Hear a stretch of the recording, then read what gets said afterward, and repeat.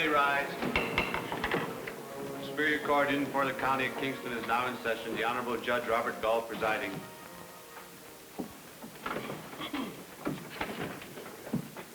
Your Honor, the defense would One moment, Mr. Gaylor. This is important. If it please the court. It does not please the court to be interrupted before the proceedings start.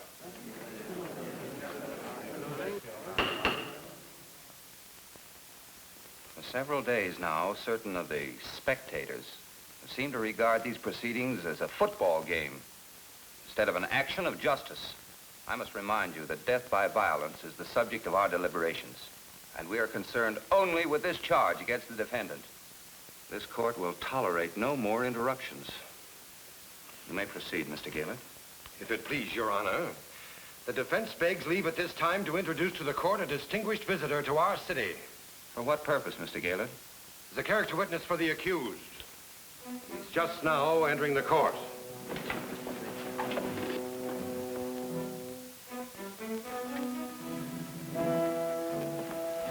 I don't have to for to your honor. No. Your Honor, the prosecution must strongly object to this irregularity. Objection sustained. Mr. Gaylor, you were given full legal opportunity to present witnesses at the proper time. The court denies Mr. Thor the right to take the stand as a witness. May he remain in the courtroom as a spectator? If Mr. Thor can find a seat among the spectators, he may remain.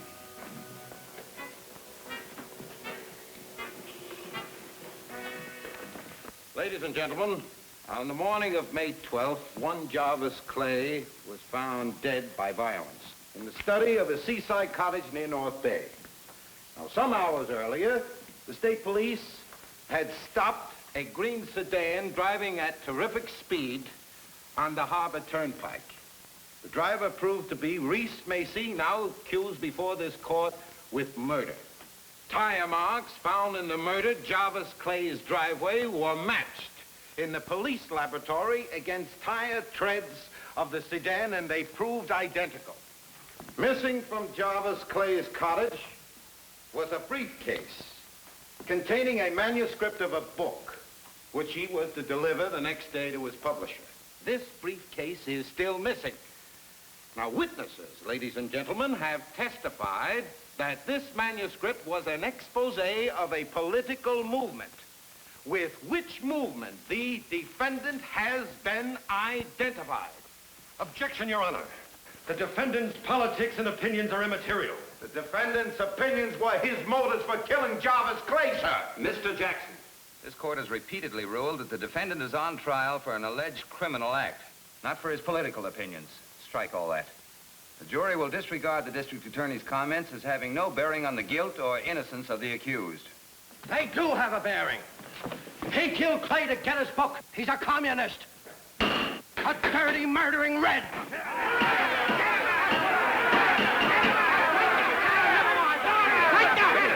Officers, clear the court. This court will take a recess. 1 hour.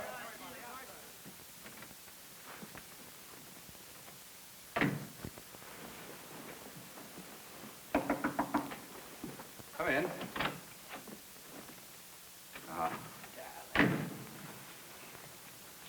What a terrible morning. I don't know how you stand it.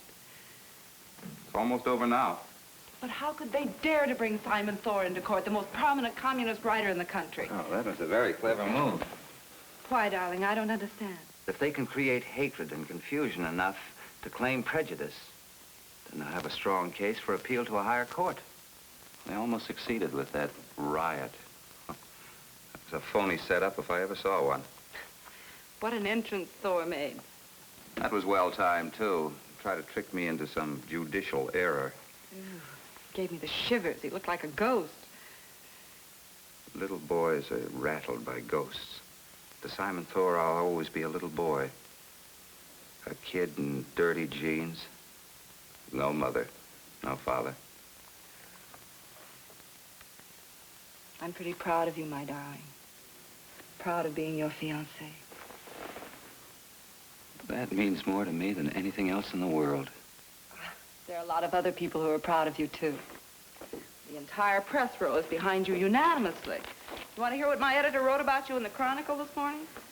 A young judge whose unfailing fairness and courage under fire may take him far in politics. Well, hi, beautiful. Bob, how are you? Steve, where did you drop from? Why don't you ever let me know when Oh, you're you know coming? how it is. I never know myself. Well, Marcia, you're going to marry yourself a famous man. My brother's making quite a name for himself the way he's handling this noisy trial. Yes, if he lives through it. How are my boys, Bob? They are great. They're growing. They're doing very well at school. Oh, I can't wait to see them. It's been over a year now. You know, I've been worried about them. I'm afraid they'd forget they had a father. The way you keep flitting in and out of their life. Could happen. Listen, Bob, why don't I get him out of here for a while today? Give you a breather. It'd be a lifesaver. I've got to write my instructions to the jury tonight. Well, that's the deal. I'll take him up to the mountain, run him ragged, and bring him back home fast asleep. I'll call the housekeeper. What have you been doing in the meantime, Steve? Still looking. For what? The answers. Not a job, if that's what you mean, beautiful. Hello, Mita. My brother's in town. You better get the kids ready. They're going hiking. Mita, I want you to pack a suitcase full of food. Oh, you better throw in a couple of warm sweaters. It's cool evenings. Thank you, Mita. Well, I'll wait outside till the reunion is over. Oh, temper. I'm sorry, beautiful. I didn't mean anything. That seems to be your special talent, Steve. You do everything wrong and expect to be forgiven because you didn't mean it. I see she still doesn't like me. Oh, her nerves are on edge. This trial's gotten under her skin, too. Bob, there's something I want to talk to you about. Something serious. What's the matter, Steve? Are you in trouble? No. A friend of mine is. Reese Macy. You know Reese Macy? Well, I haven't seen him in a long time, but we're on the same rifle team together during the war. I pulled him out of a bad hole once on Saipan. That's how I got this beauty mark. Well, when I read he was up for murder, I decided to see what I could do to help. You came all this way just to try to help him? Oh, no. I was just passing through, but... Look, Bob, I know Reese pretty well. I just can't believe he did this. Isn't there something you can do for him? No, Steve, I can't. Oh, Mr. Principal. Bob, my kids are lucky to have an uncle like you. Well, I guess I'd better get over there and pick him up. You don't mind my asking about Reese, do you? Well, if he was a friend of yours, of course I don't. Just try. See you tonight. Right. Okay, beautiful, you're on.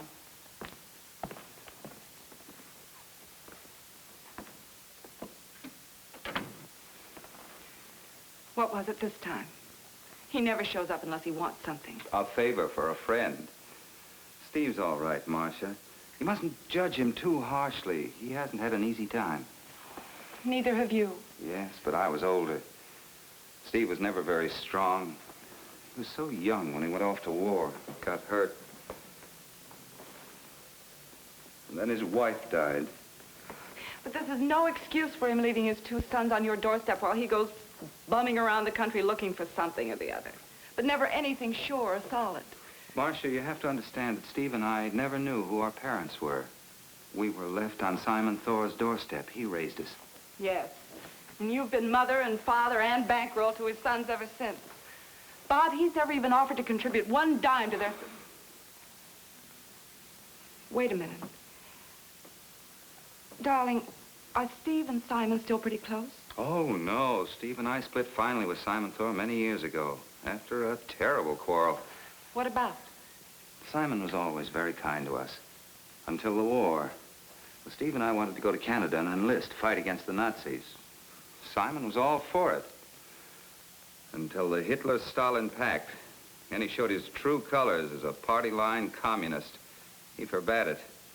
Well, we had a terrible fight. Steve and I left. We've never seen him since.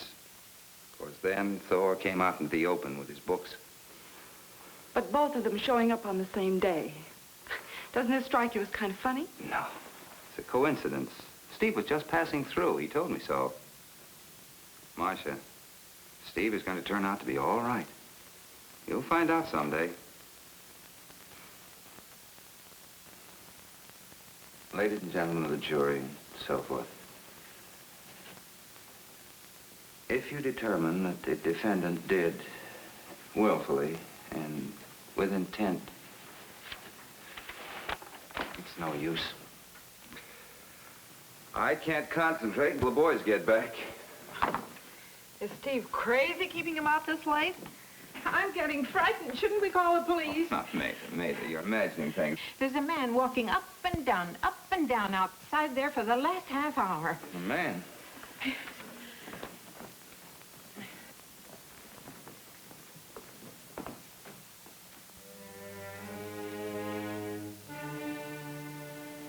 It's Simon Thor. Simon, come inside. You want to talk to him alone, boss? I think perhaps I'd better.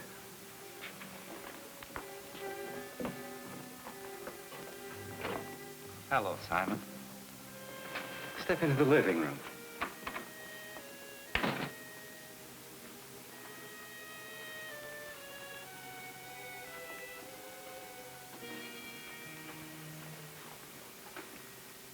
May I take your coat? Oh, no, no. Oh, sit down. Thank you.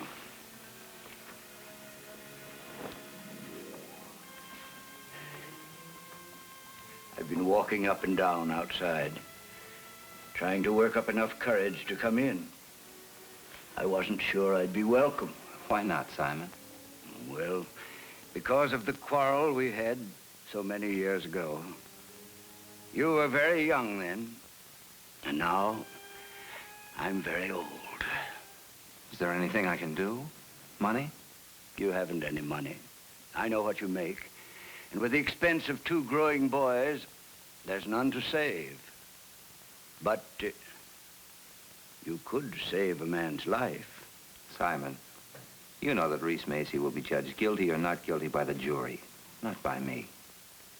But suppose he weren't judged at all. The state can't very well hang the prisoner if we hang the jury. Simon, are you suggesting that That perhaps tomorrow morning, when you read your instructions to the jury, you needn't follow the printed form that's supplied in this state.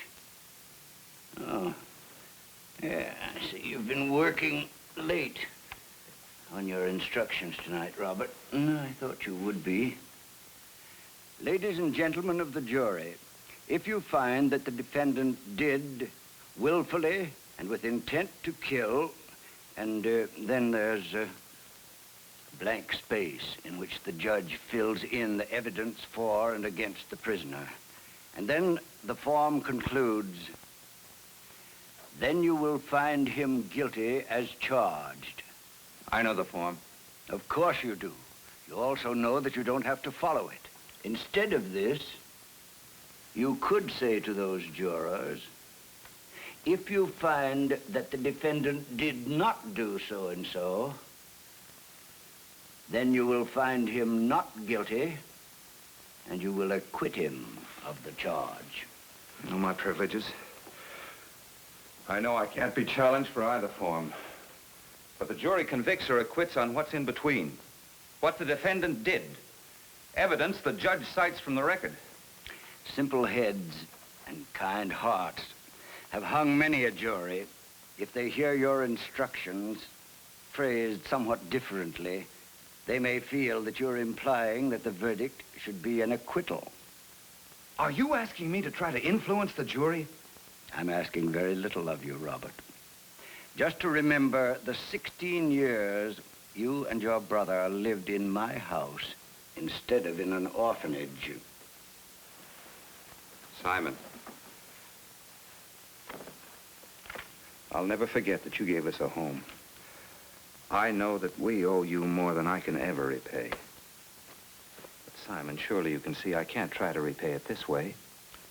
Just a few simple words, Robert, to save an innocent man. It's the only favor I've ever asked of you, and I'll be deeply hurt if you don't grant it. And so will Stephen. Steve, what's he got to do with this? Simon, Steve's in town. Have you seen him? Oh, yes. He and I have been very close since the war.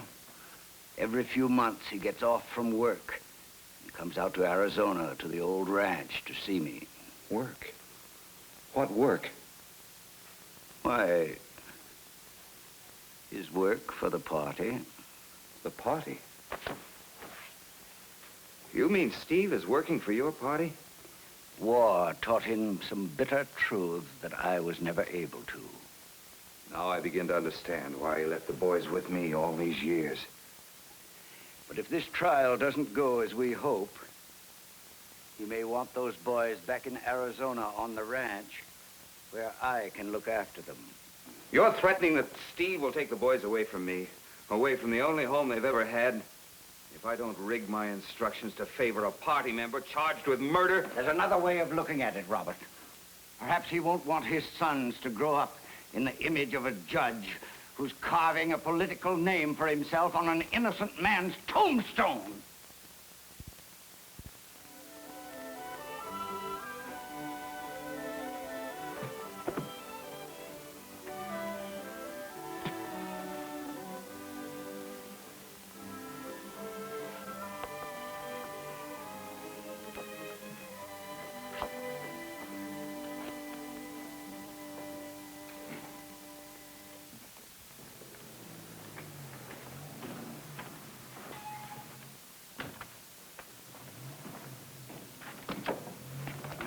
Hi, Simon. Did you see Bob? Are both the boys asleep? Hours ago. What did he say? Well, he was not very cooperative. You mean threatening to keep the boys isn't going to work? It's got to work, Stephen.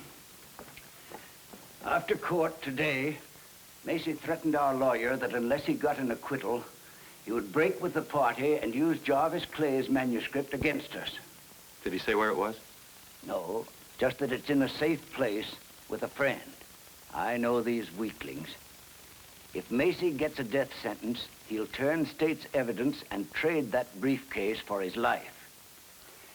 Jarvis Clay knew as much about the party as I do. Macy says he wrote it all, every illegal act we've ever committed, with proof. Oh, I'm not worried, Simon. Bob will never give up those kids. They're his whole life, just as if they were really his. But if he crosses us, we will keep the boys. We can use them.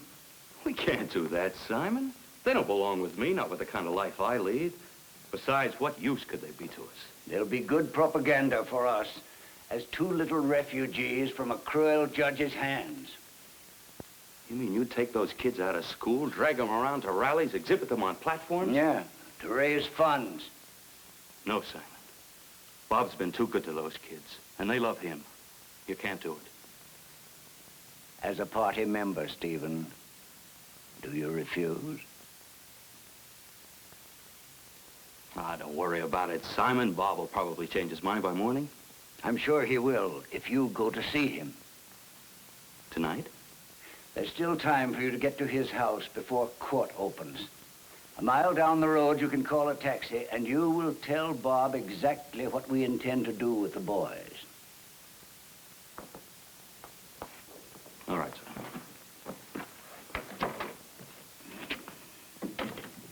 Ladies and gentlemen of the jury, it is now my duty to instruct you as to the course you must take under the law to arrive at your verdict.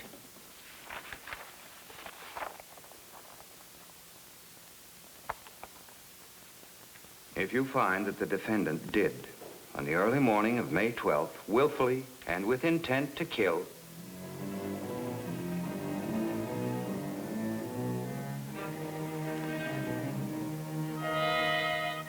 if you determine that the said Reese Macy did perform the acts thus alleged in the record, then you will find the defendant guilty as charged.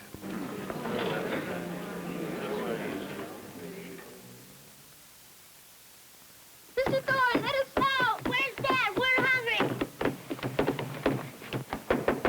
Be quiet in there!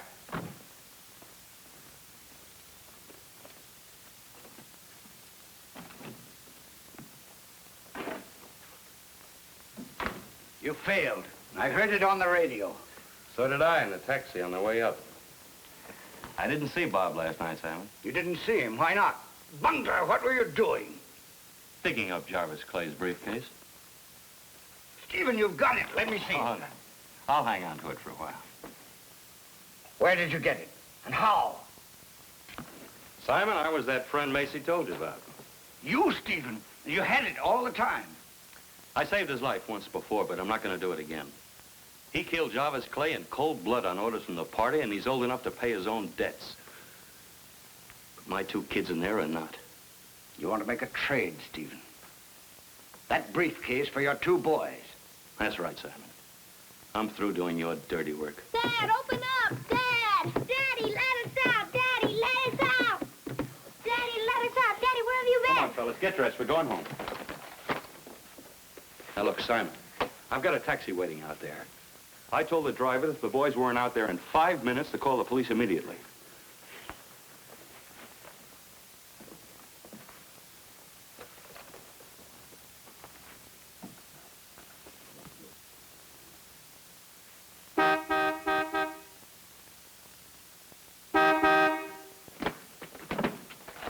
Here, Andy, you take this. Come on, let's go. The kids can go, but not you.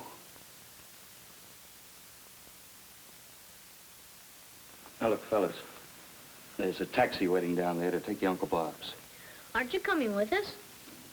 Oh, Jeff, I'll see you later. Go on. Bye, Dad. Bye, Dad. Bye, Jeff. Bye, Andy. Bye.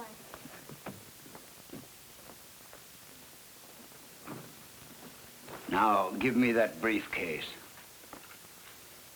In a little bit, Simon. As soon as they go on.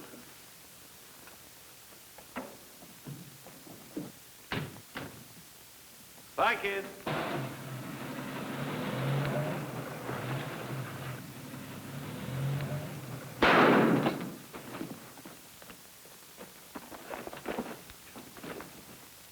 Hello, Andrew and Jen. And he kept us locked up until Daddy came back. We really got afraid of him. He looked so funny. And he didn't give us anything to eat. I'm starving. Well, meat'll take care of that. Come along to the kitchen.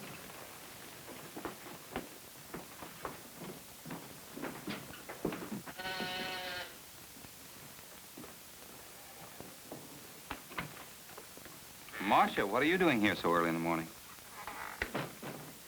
We just got the report down at the paper. Darling, Steve's dead. Dead. They found him in the mountains. He was shot. Shot by whom? Simon Thor. Steve named him before he died. The police are searching for him now. Steve. Darling, I am sorry. Judge Gold, look what I found in the suitcase among the sweaters. Crusade without conscience. Jarvis Clay's manuscript. Marcia, there's evidence here. Enough legal evidence to put dozens of top communists behind bars. Steve made his choice. How wrong I was about him. He gave his life to get this in your hands. Steve was all right deep down. I knew that. Darling, the boys can be very proud of their father. That's the important thing.